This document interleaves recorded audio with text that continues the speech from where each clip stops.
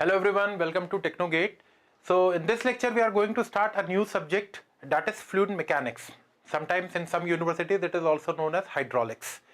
So before going into the content of the subject, before going into the syllabus of this subject, let us first of all understand the meaning of the subject, that is the meaning of fluid mechanics. So you can see there are two terms written over here, fluid and mechanics. What's the meaning of fluid? That we'll discuss a little bit later. But first of all, let us understand the meaning of word mechanics. It is not a new term for us. We have discussed, every one of us have studied mechanics in first year in engineering mechanics, a subject named as engineering mechanics. In school also, when we have studied physics, in physics this word was introduced in class 11th most probably. So what is this mechanics? Mechanics can simply be defined as the study of forces over any body. This is the basic definition of word mechanics. What is mechanics? A study of forces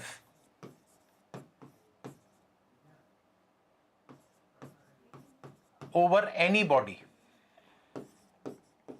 Over any body. This is what is the basic definition of word mechanics. Now the question is, what is this body? If we are talking about this universe, a body which is present in this universe can exist in three phases. A body can be solid, body can be a liquid, or it can be a gas. So this body can be a solid body, it can be a liquid or gas. Okay, so what is mechanics? It is simply the study of forces over any body. The body can be solid, liquid or gas. When we study forces over a solid body, the subject was strength of material. In some universities it is known as mechanics of solids. And if we are going to study forces over a liquid or a gaseous body, then the subject is fluid mechanics for us. Liquids and gas are combinedly known as fluid. But this is not the definition of fluid. Liquids and gas are the types of fluid. Got the point? So what is fluid mechanics? The definition of the subject is study of forces over a liquid or a gaseous body. That is what is the meaning of the subject, that is fluid mechanics. Still, we haven't discussed the definition or the concept or the meaning of word fluid over here. We have only discussed the meaning of the subject. What is the subject? A study of forces over a liquid or a gaseous body. Got the point? Now, the question is, if there are three different types of body, solids, liquids and gas. Liquids and gas combinedly known as fluid. Now, these three bodies, what is the basic difference between a solid, liquid and gas? We have discussed, we have studied the basic difference between solids, liquids and gas in our school also. What was that difference? Let us first of all recall that difference, and then as per civil engineering, what is the difference between liquid, solids and gas, that also we'll discuss. First of all, let us discuss the difference between solids, liquids and gas. The difference we have studied in our school also. For example, I am having a solid body of volume V. In a solid body, the molecules present will be closely spaced, or you can say closely packed like this. This is what is the molecular arrangement of a solid body. The molecules are closely packed. Got the point? Molecules are closely packed. Then for example, if there is a body which is liquid, the volume is same V, the molecules present in the liquid are not closely packed. Molecules are not closely packed. Got the point? What's the gas? For example, I am having a gaseous body of same volume V. This is going to be the molecular arrangement in a gaseous body. The molecules are loosely packed. Molecules are loosely packed. So this was the difference between solids, liquids and gas, and this difference every one of us has studied in our school. But because we are civil engineers, so this is not the difference we are interested in. There is a technical difference. We should define solids, liquids and gas in a little bit technical way now. Got the point? So because we are not interested with this solid body, so let us first of all remove this discussion. We are only interested in liquids and gas. So we are not going to discuss solids as of now. We are going to discuss liquids and gas. And liquids and gas are combinedly known as fluid. So let us now understand the basic meaning of term fluid. Got the point? See, for example, I am having two plates with me, two metal plates. This is plate number 1 and this is plate number 2.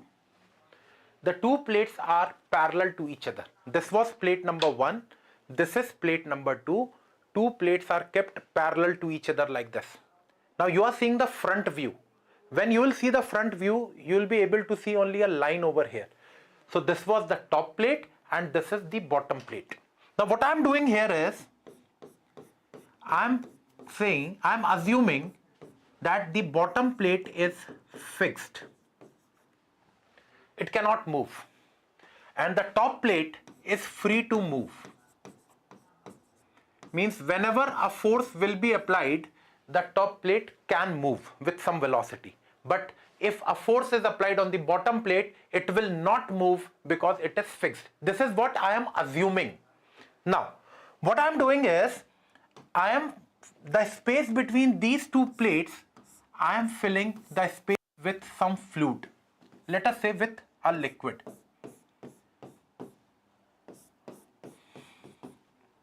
This is a liquid which has been filled between these two plates. Correct? This is layer number 1, 2, 3, 4, 5 and 6. Correct? So what was the thing? What we are doing actually, we are going to define fluid now. These are the two parallel plates. The bottom plate is fixed, the top plate is free to move. The space between these two plates is now filled with a fluid. Let us say a liquid. Now what I have done is, there are 6 layers that you are able to see here. Let us say this was a molecule of the liquid which was present in layer 1, molecule present in layer 2, layer 3, layer 4, layer 5 and layer 6. These are the 6 molecules which are present in different layers. Initially, although the top plate is free to move, but as of now, currently no force was applied, so the top plate was also at rest.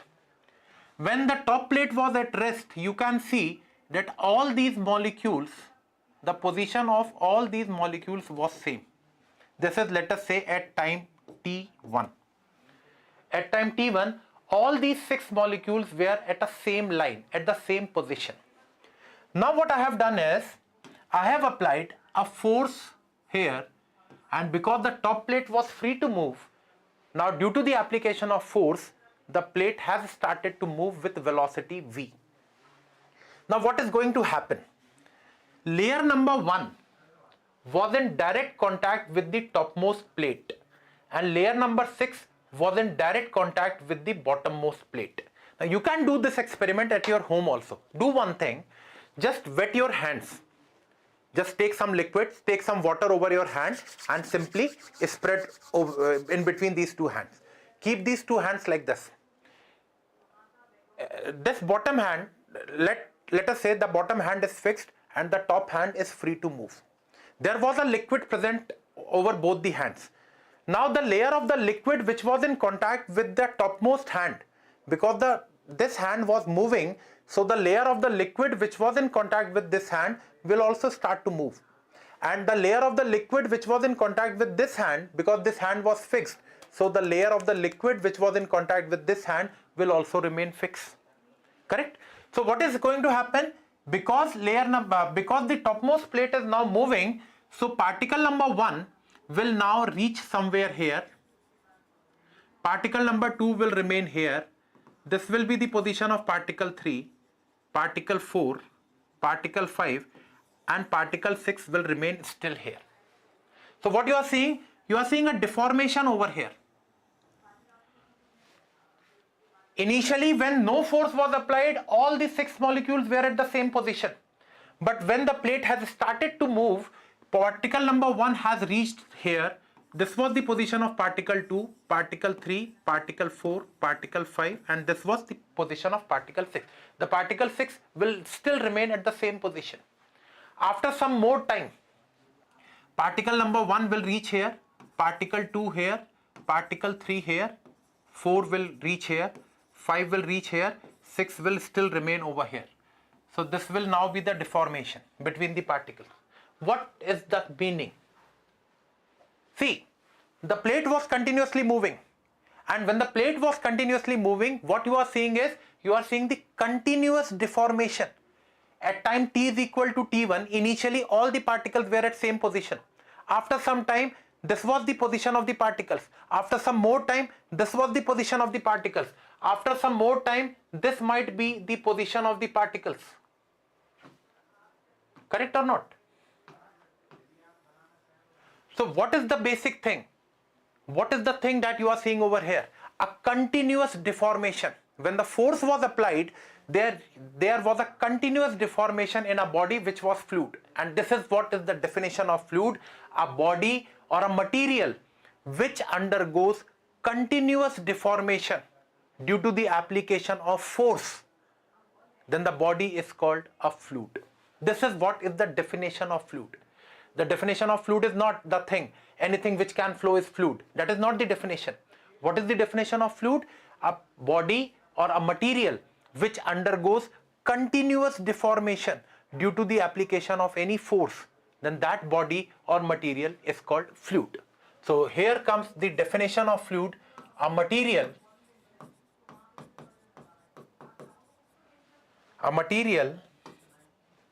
which undergoes continuous deformation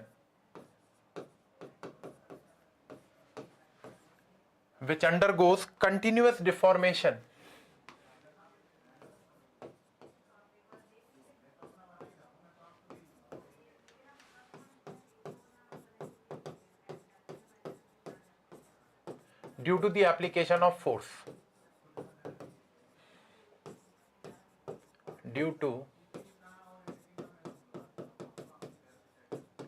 application of force. This is what is the definition of fluid, and this is the continuous deformation that you are seeing over here. So I hope the definition of fluid is now clear to everyone. What is fluid? A material which undergoes continuous deformation due to the application of force. Before proceeding, let us discuss one more thing. What should be the nature of this force? Understand the thing. If I apply a force over fluid in this direction, will there be any deformation? No. The force should always be parallel to the plate. Then only, if the force is applied parallel to the plate, then only this plate is going to move. If I am going to apply a force in the perpendicular direction, definitely this force will not make the plate to move. If I want to move this plate, definitely the force that I should apply should be parallel to the plate. So if a force is applied parallel to any body, that force is basically called as a shear force. So what should be the nature of this force? Let us refine the thing and let us name this force as shear force.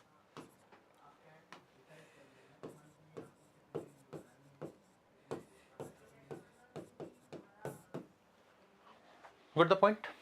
So this is what is the definition of fluid. Fluid can be a liquid or it can be a gas. Whether it is a liquid or a gas, both the materials are going to show the same scenario when a shear force will be applied. And this continuous deformation that you are seeing, this continuous deformation is nothing but it is known as flow. This continuous deformation is nothing but it is the flow. So this is the reason why a fluid flow. Why the fluid is flowing? Because it is undergoing a continuous deformation due to the application of a shear force. I hope the meaning of fluid is clear to everyone now.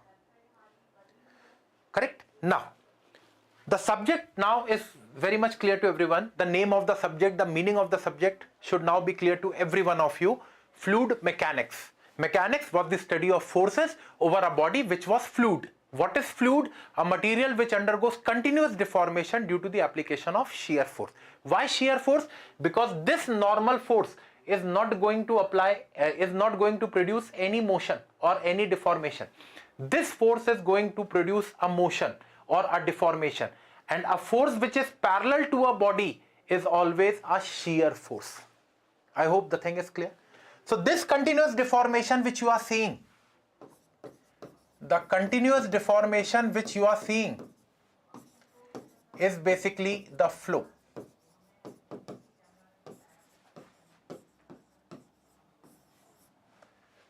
Get the point? I hope the things are now clear to everyone. The meaning of subject. Still, we have not got into the syllabus or the content of the subject. We have only discussed the meaning of the subject, that is fluid mechanics. Now the next question that should come to your mind is, why we study fluid mechanics in civil engineering? It is a very important subject from your exam point of view also and from practical point of view also. Why fluid mechanics is studied in civil engineering? There are many subjects that you might have studied in civil. It can be structural design, that is RCC, steel structures, theory of structures, geotechnical engineering, strength of material, engineering mechanics, many subjects. And out of these many subjects, there was a subject that you have studied, and that was fluid mechanics. The question is, why we study fluid mechanics in civil engineering? Now, see, the answer to this question is, if, for example, I am talking about a hydraulic structure. For example, a dam. What is a dam? Dam is a retaining structure which retains water behind it. Correct? Now, if I want to design a dam, definitely I should know the property and behavior of the water that is being stored or retained behind the dam. This was dam, and this was the water which was stored behind dam. So if I want to design this dam, definitely the properties and the behavior of this liquid should be studied. And properties and behavior of the liquid is studied in which subject? In fluid mechanics. This is the reason why we study fluid mechanics in civil engineering. I hope the things were very clear to everyone. And in this lecture, I have not discussed any content or any syllabus. We have only discussed the meaning of the subject and why this subject is studied in civil engineering. I hope the things are very clear to everyone.